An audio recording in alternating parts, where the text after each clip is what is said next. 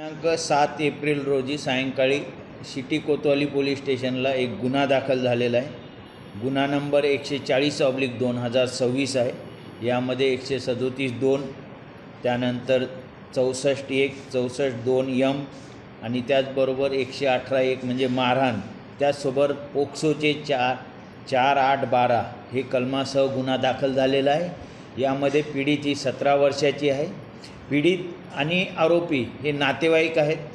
नातेवाईक असूनसुद्धा सदर आरोपितांनी प्रेमाचं आमिष दाखवलं असं फिर्यादीमध्ये नमूद करण्यात आलेलं आहे आणि त्या आमिषाच्या पोटी बळी पडून या मुलीला मुंबईला नेलं आणि त्या ठिकाणी तिच्यावर बळजबरी संभोग करण्यात आलेला आहे आणि तो केल्यानंतर त्यांचे परत वाद झाल्यामुळे 6 तारखेला रात्री रेल्वेने येऊन 7 तारखेला सकाळी रेल्वे स्टेशनला आणून सोडलं आणि जो कोणी आरोपी आहे तो तिथून पळून गेलेला आहे आणि ती मुलगी त्यानंतर हॉस्पिटलला दाखल झाल्यानंतर ती तक्रार आपल्याला प्राप्त झाली।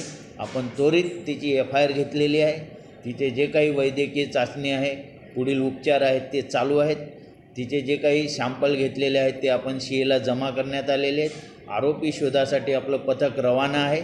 लवकरच आरोपी अटक केल्यानंतर उर्वरित जो मुंबई आणि इतर ठिकाणचा तपास आहे तो पूर्ण केला जाईल आणि या आरोपीला सुद्धा तपास करून प्रॉपर कायद्याने प्रॉपर शिक्षा होईल यासाठी आम्ही प्रयत्नशील आहोत।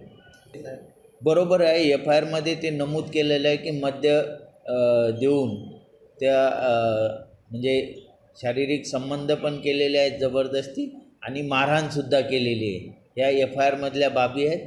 आरोपी आल्यानंतर त्याची क्रॉस व्हेरीफाय पण करता येईल। त्याचबरोबर आरोपी आल्यानंतर जे स्पॉट आहेत ते स्पॉटसुद्धा आपण व्हेरीफाय करणार।